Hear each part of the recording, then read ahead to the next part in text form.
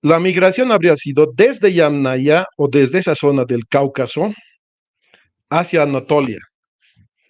Esa sería una de las primeras migraciones también que dieron origen a los hititas. Ahora, hay una diferencia bien grande en el tiempo de cómo se originaron los hititas. Muy buenas tardes, amigos de Investigando la Historia. Soy Carla Díaz y estoy en compañía de nuestro querido profe, licenciado Carlos Eduardo Aramayo. Le doy la bienvenida a su casa Investigando la Historia.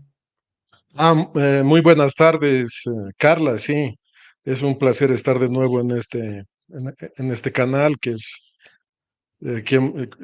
muy efectivamente tú conduces. Gracias. Hoy día vamos a hablar de un tema bien interesante, poco conocido, muy poco abordado, pero no por eso menos importante, la cultura indoeuropea yamnaya. Entonces, frente a esta cultura que el profesor Carlos Aramayo maneja muy bien y nos va a poner en esta cápsula, se dan varias interrogantes. Por ejemplo, ¿cómo es que surge esta cultura yamnaya? ¿Existen vestigios de ella? ¿Podemos conocer un panteón, sus dioses? ¿Podemos saber si tuvieron interacción con otras culturas a su alrededor? Eh, ¿Podemos también conocer las fases de su evolución? Frente a todas esas interrogantes, y partiendo por la primera, ¿qué es la cultura yamnaya? Le damos inicio a esta presentación. Bueno, empezaré diciendo que el asunto de los pueblos indoeuropeos comenzó con los ingleses en la India. Sir William Jones fue un funcionario en la Corte Suprema de Bengala en la India, que descubrió que el idioma sánscrito de las lenguas, que mejor dicho, de las escrituras hindúes, se parecía mucho en algunas palabras o en gran parte de las palabras que él analizó con el griego antiguo y el latín. Luego él también notó que se relacionaba en algo con el gótico, con las lenguas celtas y con el persa. Y es así que en 1786 produce una obra que se llama The Sanskrit Language, en castellano el idioma sánscrito, donde comenta estas semejanzas. Sin embargo, en estos asuntos, como los europeos siempre están en competencia, digamos, eh, apareció la información de que años antes un francés había descubierto esto, no este amigo inglés. El francés se llamaba eh, Gaston Laurent Cardoux. Él era jesuita y en 1767 envía un memorial, una memoria a la Academia de Inscripciones y Bellas Artes y Bellas Letras de París, informándoles que él había descubierto quizá una familia lingüística que podía ser el indoeuropeo.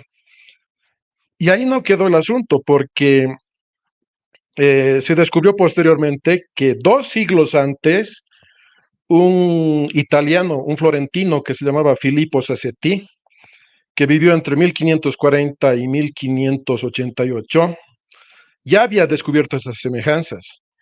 Pero en una carta que le escribe a su gente o a algún gobernante en Florencia, estas semejanzas son bastante interesantes. Por ejemplo, la palabra Dios en sánscrito se dice Deva, y en italiano, que es lo que descubrió este amigo Sassetti, se dice Dio.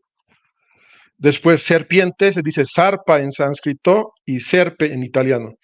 Y los números cardinales, como el 7, es Sapta en sánscrito y Sete en italiano. Igual el 8 es Ashta y Otto. El 9, Nava, Nove. Entonces, en base a estos descubrimientos y sobre todo a William Jones, se empezó la ciencia, digamos, o la disciplina de la lingüística. Primero se consideró que el sánscrito era el más antiguo y entonces por eso se creó esta relación y este término, indo de la India y europeo, del continente, digamos, europeo.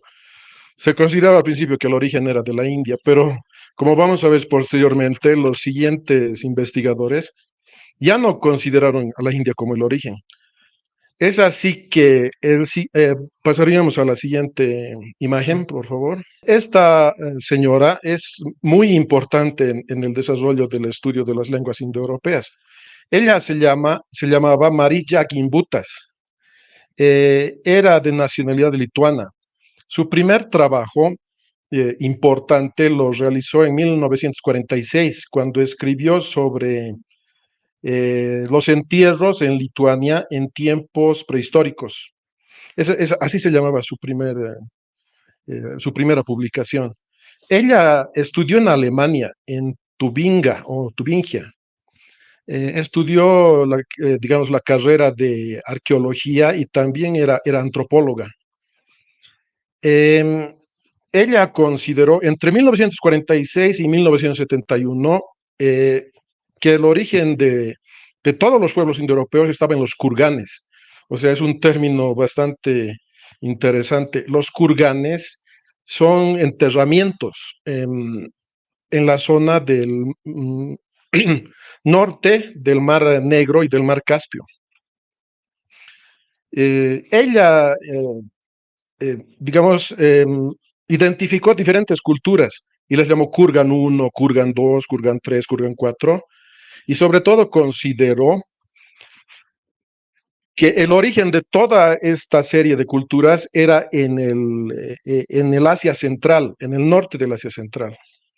Luego de ella vinieron otros investigadores como Mallory, J.P. Mallory y David W. Anthony, que son antropólogos norteamericanos. Bueno, Mallory, hasta donde recuerdo, sí es norteamericano. Y la gran obra que realizó, sobre todo Anthony, es del 2007. Se llama El caballo, la rueda y el lenguaje o el idioma. Ellos fueron los que continuaron las hipótesis de Marija Gimbutas. Estos son los kurganes. O sea, son lugares de enterramiento donde las culturas de las estepas colocaban a sus difuntos. Eran piedras labradas, digamos, como en paredes alrededor de la tumba, y al centro se colocaba a una sola persona, y sobre todo hombres con las piernas flexionadas, con las rodillas hacia arriba.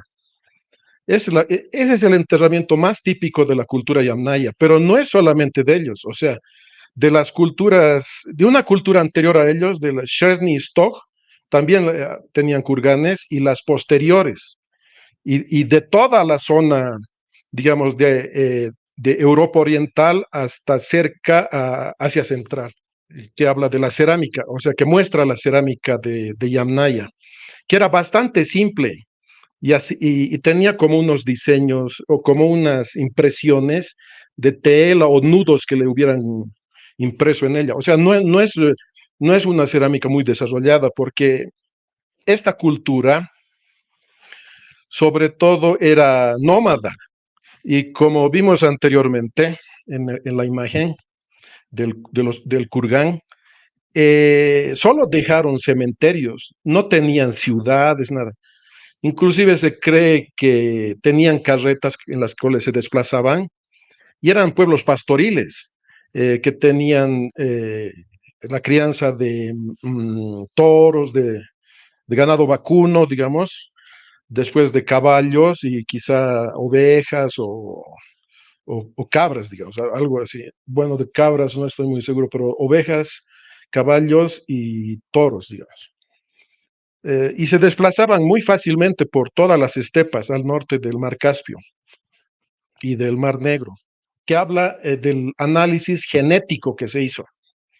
O sea, hasta ahora habíamos hablado primero del análisis lingüístico, luego fue un análisis arqueológico, y ahora en base a los propios descubrimientos arqueológicos ya es la genética la que empezó a aplicarse.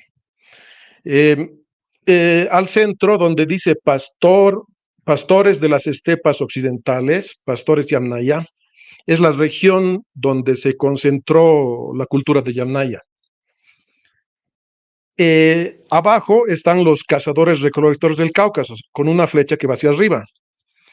La cuestión es que estos cazadores-recolectores del Cáucaso, allá por el quinto milenio, cuarto milenio antes de la era común, se fusionaron, o sea, se mezclaron con las poblaciones de cazadores-recolectores orientales que están arriba, la flecha que va de arriba abajo. El 90% del ancestro de los pastores Yamnaya corresponde a estos dos pueblos o a estas dos poblaciones. Una tercera población que contribuyó son los agricultores de Anatolia y el Levante, pero en un porcentaje mucho menor, creo que es el 9% máximo. Casi el 90-91% es de las otras dos poblaciones. Ese es el origen de Yamnaya. Aquí se ve lo que sucedió a partir del año 3000 más o menos, antes de la era común. La cultura Yamnaya, que se asentaba, como se ve en la imagen, al norte del Mar Negro y al noroeste del Mar Caspio, se difundió tanto hacia el oeste como hacia el oriente. La cultura de Yamnaya llegó, es como un camino ahí que va en la parte inferior, digamos, que va hasta Hungría, o sea, como un camino estrecho hasta Hungría, abajo. Eh, Hasta ahí llegó la cultura Yamnaya. Por arriba, digamos, el camino, la flecha, llega hasta Polonia y Alemania. Pero cuando llegaron a Polonia y Alemania, ya era la cultura de la cerámica cordada. En particular y en específico, Yamnaya, ahí al centro, tiene una característica genética también que se transmitió de padres a hijos. Es el haplogrupo R1b. Es típico de todas las poblaciones posteriores europeas que hablaban idiomas indoeuropeos. Sin embargo, hay una parte interesante. La cerámica cordada, que está arriba, como les dije, la flecha que va hacia la izquierda arriba, tiene el haplogrupo R1A y también tiene el R1b. En cambio, Yamnaya solamente tiene el R1b, pero muchos consideran que, como está en la imagen, la cultura Yamnaya dio origen a la cerámica cordada. Y una de las grandes migraciones fue la que está hacia la derecha. Recorrieron casi 5.000 kilómetros hacia oriente y llegaron a formar la cultura de Afanasievo. Ahí dice Afanasievo en anaranjado, aunque de tamaño bastante pequeño. En esa zona donde llega la flecha o el camino, es la frontera entre Rusia, Mongolia y China. Y esta cultura tiene todas las características de Yamnaya. Digamos, hasta aquí se podría plantear el origen de los indoeuropeos. Ahora, hay una disyuntiva. ¿Yamnaya es realmente el origen de los proto-indoeuropeos o pudo haber una cultura ligeramente anterior, digamos? Si Yamnaya empieza en el 3300 antes de la era común, algunos investigadores consideran que antes de ellos estaba ahí, en ese mismo territorio, la cultura de Sredni Stog, más o menos por el 4000, 4100. Esta cultura sería la verdadera proto-indoeuropea. O sea, Sredni Stog sería proto-indoeuropea. Y Yamnaya también sería proto-indoeuropea, pero tardía. Así. Ese es el detalle. Bueno, hasta aquí sería, digamos, una explicación de cómo se formó la cultura de Yamnaya. Como vamos viendo, profesor, son las primeras culturas indoeuropeas, o sea, es como el origen, por así decirlo, porque hoy en día cuando hablamos de indoeuropeo se nos viene a la mente los hititas, el griego, pero no conocemos que muy anterior ya habían culturas. Sí, precisamente es bastante interesante, ¿no? A ver, podríamos volver a la última imagen. para que hable ligeramente de los hititas. Por ejemplo, aquí, en ese camino que va hacia Hungría, que decía la flecha de abajo, de la izquierda, ¿no? El origen de los griegos, por ejemplo, se habría comenzado con esa migración de Yamnaya hacia Europa. Digamos, a mitad del camino, cuando llegaron a Bulgaria, de ahí se habrían desprendido pueblos en el 2000, antes de la era común más o menos, y llegado al Peloponeso, digamos, algo así. Y en el 2000, entre el 2000 y el 1600 antes de Cristo, habrían llegado a Grecia. Ese sería el origen digamos, de los micénicos. Mencionaste a los hititas, ¿no ve? A los hititas. Los hititas se habrían originado en Anatolia, o sea, el Mar Negro, bueno, se puede reconocer, ¿no? Está abajo de Yamnaya, en esa zona blanca, debajo de Yamnaya. Abajo está Anatolia. La migración habría sido desde Yamnaya o desde esa zona del Cáucaso hacia Anatolia. Esa sería una de las primeras migraciones también que dieron origen a los hititas. Ahora, hay una diferencia bien grande en el tiempo de cómo se originaron los hititas. Los hititas más o menos son como del 2000 al 1500 antes de Cristo, antes de la era común. Pero ya se habría formado en Anatolia el Indo-Anatolio. Hay también la hipótesis del Indo-Anatolio, más o menos por el 4000 antes de la era común igual. O sea, y habrían bajado por el Cáucaso. O sea, esos serían los orígenes tanto de los griegos como de los hititas. Bueno, esa sería una explicación así, a grosso Buenísimo. modo, digamos. Sí, Profesor, a la hora de hablar de los dioses dentro de esta cultura yamnaya, ¿se puede conocer un poco acerca de sus dioses, si tenían algún panteón, compartían panteón con otras culturas? claro, los dioses son casi una reconstrucción hipotética, o sea, los dioses proto-indoeuropeos, una reconstrucción hipotética en base a las lenguas que se pudieron hablar en esa zona, ¿no? Por ejemplo, el indoeuropeo no está escrito, no hay ningún documento anterior quizá al 1500 antes de Cristo, ¿no? Y en cambio ya en el 3000, 1500 antes ya existía. Claro. O sea, usted se refiere a lo que es lineal A, lineal B, que es el desciframiento este posterior. O sea, antes de eso no hay un registro por escrito. Claro, las escrituras, o sea, la escritura del protoindoeuropeo más antigua que existe sería el lineal B, ¿no? El lineal B micénico, ¿no? Ujú. Más o Sí, menos de 1500, 1400. Eh, Otra de las culturas, como empezamos con la India, el indo-iranio y el indo-ario, sobre todo el indo-ario, ya existiría como lengua en el 1500 antes de Cristo también, 1500, 1200 en la India, el sánscrito védico. Pero ese sánscrito se transmitió oralmente a través de las generaciones, o sea, tenían una forma muy didáctica de transmitirlo. Memorizaban palabra por palabra, verso por verso. En la India el texto más antiguo es el Rig Veda, son escrituras religiosas, son himnos a los dioses. Y recién se pusieron por escrito, creo que en el mil años después, inclusive en el 1200 después de Cristo. Recién se pusieron por escrito, porque fueron tradiciones orales por mucho tiempo.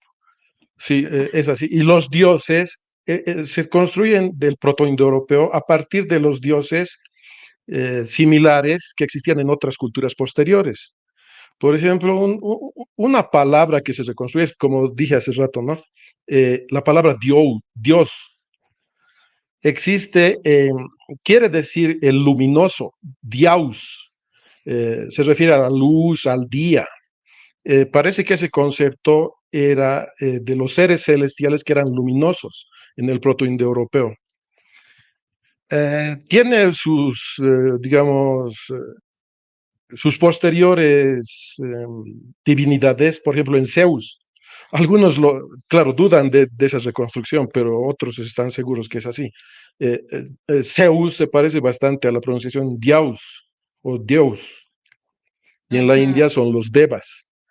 Existiría esa referencia. Igual hay una reconstrucción que dice, en la religión hindú, digamos, bueno, en la védica, existe el dios de la muerte, que es Yama, y se hizo una reconstrucción así hipotética hacia atrás, una estimación de que en el protoindoeuropeo habría habido un personaje celestial Yima también.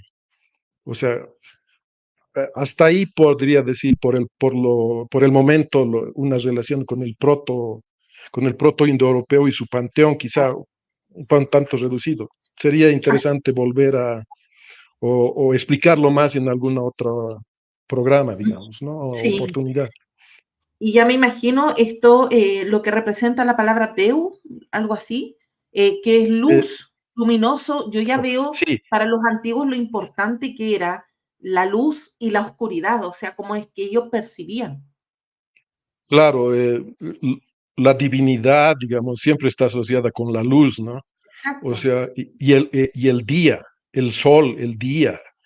Ah, y sobre todo estos pueblos indoeuropeos siempre usaron el caballo, el carro, pero lo interesante es que quizá en las siguientes oportunidades podría explicar cómo se formó, digamos, el carro de combate, que es posterior. Digamos, en la época de Yamnaya ya se utilizaba el caballo, pero utilizaban carretas tiradas por bueyes, y usaban caballos y eran pueblos pastoriles. Y bueno, y sobre todo se considera que los indoeuropeos eran bastante guerreros, ¿no? Era un pueblo guerrero, muy, muy violento, ¿no? O bueno, quizá decir violento sea mucho, pero siempre eh, sentían que el combate era un honor, ¿no? Eh, Ajá. esa visión bastante Ujú. bélica, digamos. Bueno, Sí, la siguiente cápsula estará dedicada a la cerámica cordada. sí, entonces nos veríamos en el siguiente programa sobre la cerámica acordada, que como dije, tiene la característica genética, la gente de esta cultura de R1A y R1B, en los haplogrupos genéticos, sí, Ajá, ya nos vamos a ir familiarizando con esos con códigos esos tan raros. términos. Muchas gracias, profesor, por esta cápsula tan educativa. Hoy ya Muy bien, aprendimos que Carla. sí, Gracias a ti por esta oportunidad y a los amigos también. sí, qué bueno aprender que habían unas primeras culturas indoeuropeas, imagínense, aprender de una cultura llamada Yamnaya. No tenía idea de su existencia y con estas cápsulas ya me voy interiorizando en esos temas. Sí, muy bien. Gracias, Carla. Nos veríamos pronto. Nos vemos pronto, profesor. Adiós.